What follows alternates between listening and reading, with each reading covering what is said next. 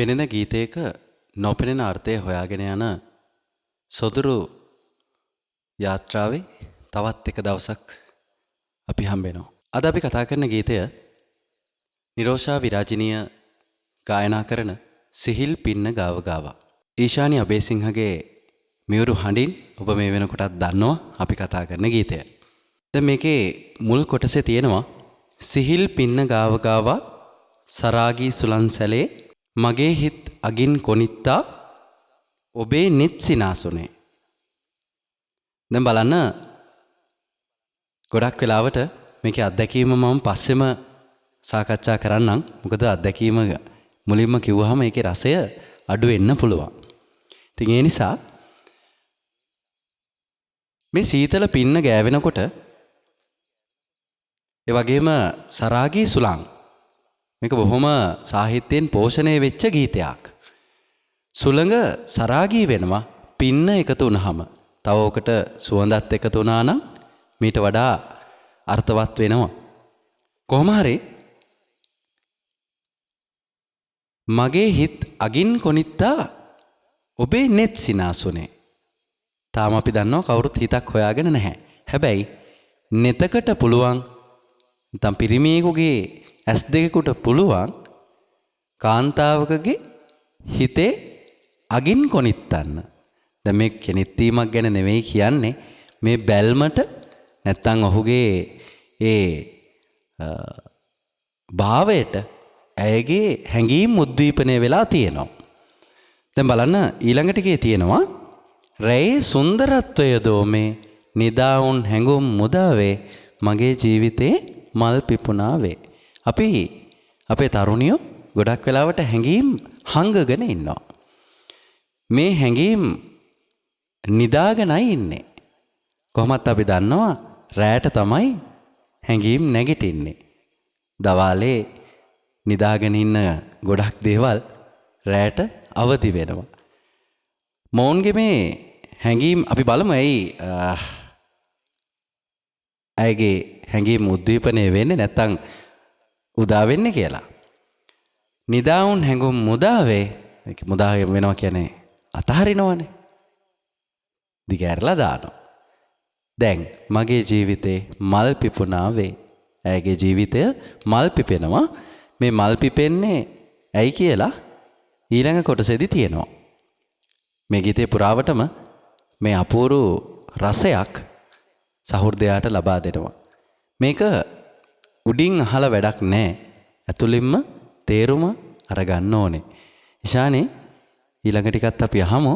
එතකොට තවත් මේකේ රසය ගන්න පුළුවන්.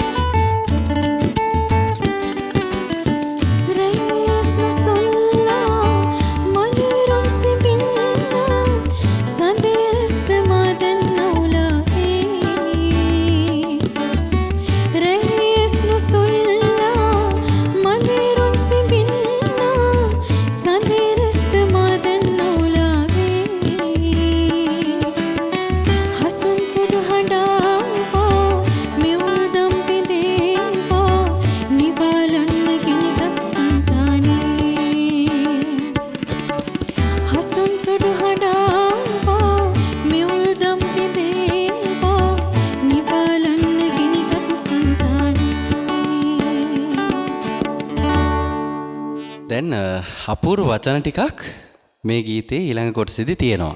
මම හිතන්නේ ගීතය අහද්දී ඔබට මම ප්‍රවේශයක් අරන් දුන්න නිසා දැන් ඊළඟ තේරුම තේරෙන්නේ නැති. රැයස් නොසොල්ලා මලේ රොන් සිඹින්නා. රැයට ඇස් තියෙනවා. රාත්‍රියට ඇස් තියෙනවා. හැබැයි ඒ ඇස්වත් හොල්ලන්නේ නැහැ. මලේ රොන් සිඹිනවා. බලන්න මේ අපූර්ව විදිහට ගීතය රචනා කරන විදිහ. මලේ රොන් සිඹිනවා කියලා කියන්නේ මොකක්ද කියලා දැන් ඔබට පැහැදිලි. මේ සිද්ධ වෙන්නේ ඔවුන්ගේ මදු සමය. දැන් මේ මදු සමයේදී තරුණියකගේ හැඟීම් ටික තමයි මේ ගීතේ පුරාවටම තියෙන්නේ. දැන් බලන්න. රැයස් නොසොල්ලා මලේ රොන් සිඹින්නා සඳේ රැස්දමා දැන්න උලාවේ. සඳ කියන්නේ කොහොමත් හැමදේම වැඩි කරන ගුණයක් තියෙන වස්තුවක්. මේ ලෝකේ තියෙන වැඩි කිරීමේ ගුණය තියෙනවා හඳට. රැයස් නොසොල්ලා දැන් බලන්න හඳේ රැස්ද මා දැන් අවුලාවි. දැන් ඇය කොහොමත් ඇවිලිලා ඉන්නේ. මොකද මලේ රොන් සිඹිනවනේ. ඒ නිසා ඇය ඇවිලිලා ඉන්නේ. සඳේ රැස් චන්ද්‍රකාන්තිය වැදුනම හඳ දකින්නකොට අපි දන්නවා මේ මදු සමයක බොහොම වෙලාවට ඒ දවස්වල හඳ එළිය වැටෙන තැනකට තමයි ගන්නෙ. මොකද රාගය වැඩි වෙනවා. සඳේ රැසුත් ඇයට දැන් තේරෙනවා ඇයගේ මේ හැඟීම් ටික වැඩි කරනවා.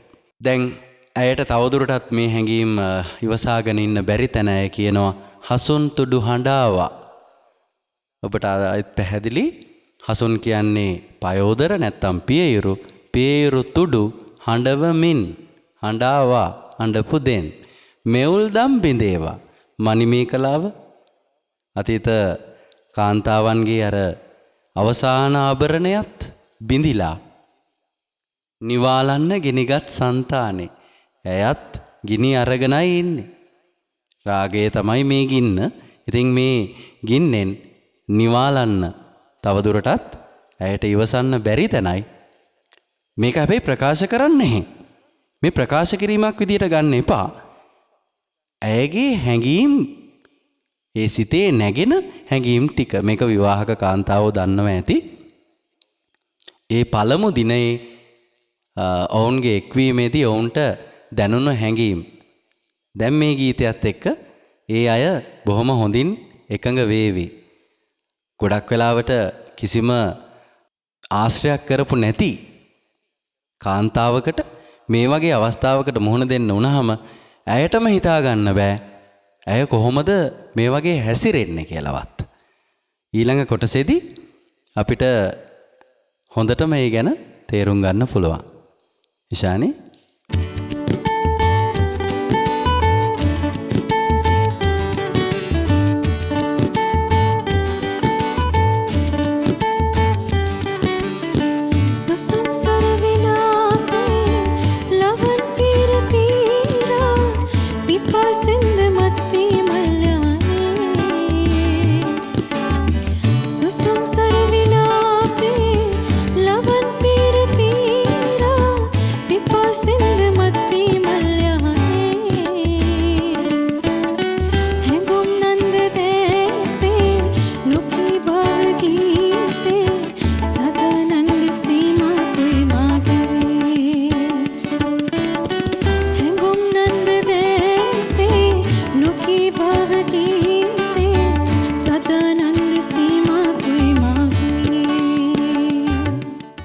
කොටසෙන් තියෙනවා සුසුම් සර විලාපේ ලවන් පීර පීරා පිපාසෙන්ද මත්වී මල් යහනේ. අපි දන්නවා ඔවුන්ගේ යහනාව මල් වලින් සරසලා තියෙනවා. මොකද මේ මදු සමයේ යහනාව බොහොම ලස්සනයි සුන්දරයි. සුසුම් සර විලාපේ. එතකොට ඇයගේ සුසුම් වල ස්වරයක් එක්ක විලාපයක් නැගෙනවා. දැන් ඔබට තවත් ගැඹුරින් බැලුවොත් මේ සුන්දරත්වයේ විඳින්න පුළුවන්. මේ රසය විඳින්න පුළුවන්. සුසුමේ සාමාන්‍යයෙන් කාන්තාවක් කැමති පිරිමියාගේ සුසුමකට. විලාප දෙන සුසුමකට. සුසුම්සර විලාපේ. ලවන් පීර පීරා. තොල්පෙති පීරනවා. බලන්න මේ වචන යෙදුම. පීර පීරා. එකපාරක් නෙවෙයි කිහිප වතාවක්ම. පිපාසෙන්ද මත්වී මල් යහනේ. මේක මේ ඇයට දැනෙන හැඟීමක්. මේක පිපාසයක්. ඇත්තටම ශෘංගාරය පුදුම පිපාසයක්නේ. රතිය හරහා උපදින ශෘංගාරය. රති භාවය ශෘංගාර රසය. හැඟුම් නන්ද දෑසේ නොකී භාව ගීතේ. දැන් ගොඩක් වෙලාවට සමහර තරුණියෝ මේ භාව ගීතය කියන්නේ නැහැ. හිතේ හිර කරගෙන ඉන්නවා. ඒ හිතේ හිර කරගෙන හිටපු භාව ගීතය දැන් තමයි මුදා හරින්නේ. මොකද අදින් පස්සේ ඇය බිරිඳක් වෙනවා. සොඳුරු සැමියෙක්ගේ. ඉතින් මේ සැමියා ඉදිරියේ ඇය මෙතෙක් හිර කරගෙන හිටපු හැඟුම් සියල්ල මුදා හරිනවා. දැන් ඇයට පුදුම ප්‍රශ්නයක් තියෙනවා. ඒ තමයි සදානන්ද සීමා කොයි මාගේ? මම මෙච්චර කල් හිටපු මගේ සීමාවන් කෝ? මන් රැකපු සීමාවන් කොයි? දැන් මට ඒක හිතා ගන්නත් බෑ. ඇයටම ඒක ප්‍රශ්නයක්. පහුවදා උදේලි වුණාම තමයි ගොඩක් වෙලාවට ඕක තේරෙන්නේ. ඊයේ රෑ මමමද හිටියේ. හිතා ගන්නත් බෑ. ඉතින් ඒ නිසා මම මේ තරුණියොන්ට පොඩි පුංචි ආරාධනාවක් කරනවා. ඒ දවස එනකන් අත්දැකීම් ලැබීමෙන් වළකින්න. එතකොට මේ වගේ සුන්දරත්වයක් ඔබට විඳින්න පුළුවන් වෙයි.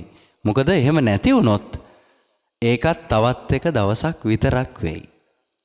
එනිසා අපි ආරාධනා කරමු මේ අපේ උත්සාහය ඒක මේ ගීතයෙන් ඔබට යම් දෙයක් දෙන්න. ශෘංගාරය තමයි තියෙන්නේ. නමුත් විඳිය යුතු අවස්ථාවක් තියෙනවා. ඒ අවස්ථාව එනකන් ඉවසන්න. එදාට ඔබටම හිතා ගන්න බැරි වෙයි මේ ඔබමද කියලා. එහෙමනම් ඒ විදිහට මේ ගීතයේත් රසවින්දනය ඉවර වෙනකොට මම මතක් කරන්න ඕනේ අපේ නිෂ්පාදක මණ්ඩලය බොහොම යහුසුලුව කැමරා ඒ වගේම මේ සියල්ල ඒ වගේම අපේ සංගීත කණ්ඩායම ඔබ නැත්නම් මට මේ දේවල් කරන්න බෑ. මේ කිසි කෙනෙක්ට මේකේ රසය දැනෙන්නේ නැති වෙනවා. ඒ හින්දා තබ්ලාවෙන් අපිත් එක්ක එකතු වෙන ජනත් ගුණවර්ධන ඔබට බොහොම ස්තුතියි. ඒ වගේම විදුමින ඉහළ ගෙදර ඊශානිගේ මියුරු හඬින් තමයි අද අපි මේ ගීතය ඇහුවේ. නිරෝෂා විරාජිනී ගායනා කරන ගීතය. ඒ වගේම ගිටාර් රශ්මික උක්වත්ත, අශේන් හංසක ඔබලටත් බොහොමත්ම ස්තුතියි. මේ මහා වෙහෙසක් මහන්සියක් දරන අපේ සහෝදරයින්ටත් බොහොමත්ම ස්තුතියි. මේ වගේ දෙයක් එන්නේ ඔබ නිසා. එහෙම නැති වුණා නම් මේ දේවල් කරන්න හම්බ වෙන්නේ නැහැ. එහෙමනම් තවත් දවසක මේ වගේ ගීතයකින්ම හම්බ වෙමු. අපේ අඩුපාඩු තියෙනවා නම් යටින් ඒ ගැන සඳහන් කරන්න. ඒ වගේම සබ්ස්ක්‍රයිබ් කරන්න. ඔබේ අදහස් අපිට එකතු කරන්න. එහෙමනම් බොහොමත්ම ස්තුතියි. අද වගේම තවත් දවසක ඔබත් එක්ක එකතු වීමේ බලාපොරොත්තු වෙන්න අපි සමගමනවා. තවත් සොඳුරු ගීතයක් ළඟදීම ඔබට ලබා දෙන්න බලාපොරොත්තු වෙන්න.